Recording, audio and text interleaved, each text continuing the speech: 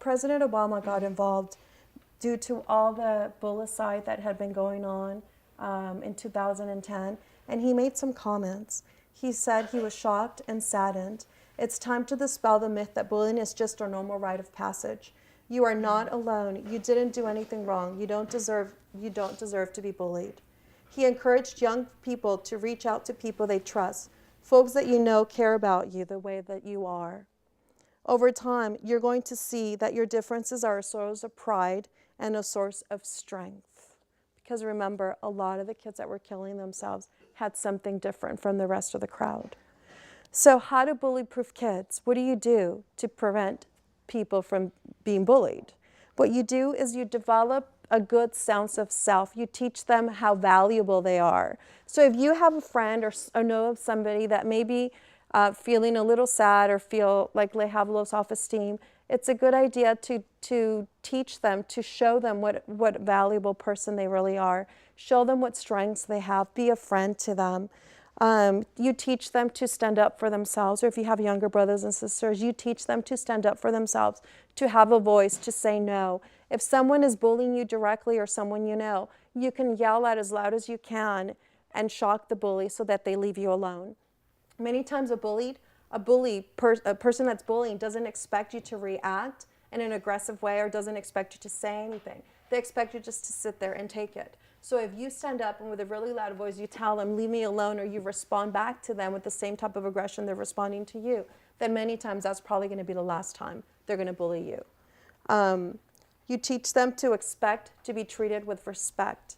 Don't let yourselves or anyone you know to be treated in a disrespectful manner, because if you allow someone to disrespect you one time, chances are they're going to keep doing it over and over and over again. Not just the person that disrespected you, but those around them that saw how you were disrespected will likely come around and try to disrespect you as well. Does that make sense? Okay. So the way you deal with bully is you stand up to them.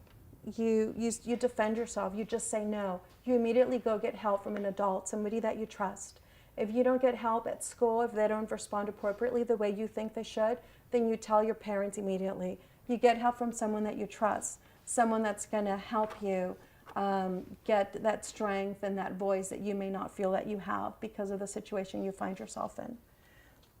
So a lot of the protective factors from someone being bullied is having a strong support system. So if you have like a close-knit family, you have a nice group of friends. If you have a close support system, chances are no one's going to try to mess with you. If you have like strong religious belief, you go to church regularly, and you follow the way you're supposed to be living according to God, according to your religion, then chances are you're going to have that also as a factor protecting you. And also feeling accepted, feeling good about who you are, feeling like you have good self-esteem is another factor that's going to protect you. Does anybody have any questions? Yes? Earlier you said the definition of bullying, and it started with youth, but isn't there also bullying in the workplace for adults? Yes. There is absolutely a lot of bullying going on in the workplace. The type of bullying that adults do to one another is usually not physical. It's usually the type where there's a lot of competition amongst, like usually a position in a job. So there's that kind of bullying, or they talk bad about each other, and kind of like you have a group talking about one person, and these other people sort of join in because they don't want to feel like they're next. And so they want to be they become part of the crowd so that they don't also get targeted later. So there is the bullying going on amongst the adults as well. The dynamics are the same, but the way they go about doing it is very different. Yes? You said that people talk about suicide. How would they talk about suicide? Like, what do they normally say? When someone is suicidal, they'll normally start saying, oh, well, when I'm not here anymore, or when I go, you're going to miss me, or, I'm going to be going soon, or I'm going to go somewhere very soon. So they start talking about things like that. They won't come out and say, I'm going to kill myself. Although some people do, like they'll come out and say things like, I'm just going to go kill myself. If you don't do this for me or don't do that for me, I'm just going to go kill myself. And so many times they say it in many ways, in many different situations, that the people, usually the parents, don't believe them anymore because they say, oh yeah, this person always talks about it. But the truth is that every single time they say that, you should take into consideration and try to get help, because there is going to be that one time they are going to follow through and they are going to commit the suicide. So usually it's talk about not being around anymore, but there can also be talk about directly wanting to hurt themselves. Yes. Have you ever been bullied or bullied someone else? When I was a child, I remember in 3rd grade, there was a little girl who was constantly being bullied. She had some kind of handicap where she wasn't able to walk right. She limped, and she had braces on one of her legs, and she lisped. So I remember that a lot of the kids would make fun of her and do things to her. And I guess, based on what I'm telling you today, I was a bully too, because I would laugh and I wouldn't intervene. I wouldn't stop it. So yes, I was a bully. Sad to say. Does anyone have any other questions? What did you learn from that experience? Did you actually, afterwards, later in life, do you look back on that experience and think, what should I have done? Yes. Oh, yeah.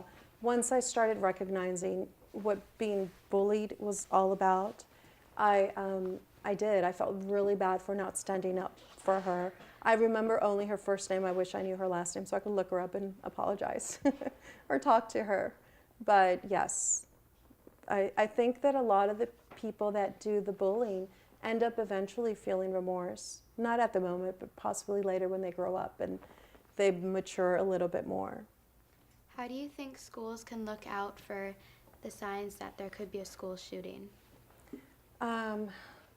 You have to, before there's a shooting, there usually is a lot of signs of distress and a lot of, most of the shootings that I know about have been due to bullying or to making someone feel different. So if school personnel were to really investigate the cases of who's doing the bullying and who's bullying who, and really look into depth at what's going on and really get involved and really try to resolve the issue, then I think that would have prevented a lot of the school shootings that have already happened. A lot of the school shootings that we prevented when I was working with LAPD had to do with kids that were being bullied. And they would make comments about how they were going to get their brother's gun or their father's gun or whoever's gun and come back to the school and shoot the people that were bullying them.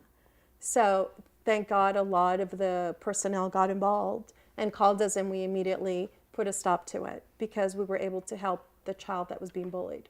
And we were able to give consequences to the child that was doing the bullying as well.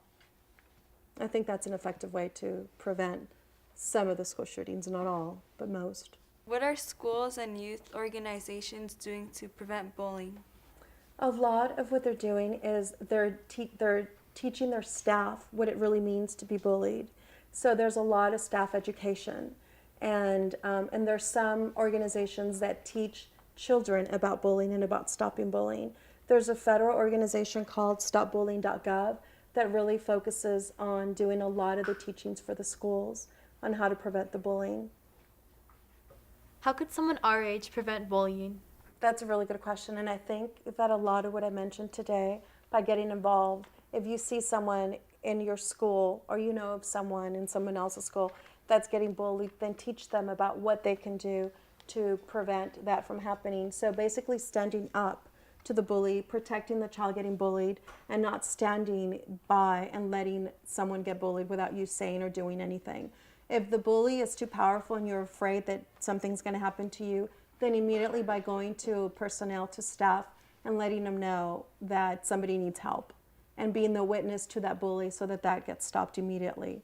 So that's what you can do, is say something, not stay quiet.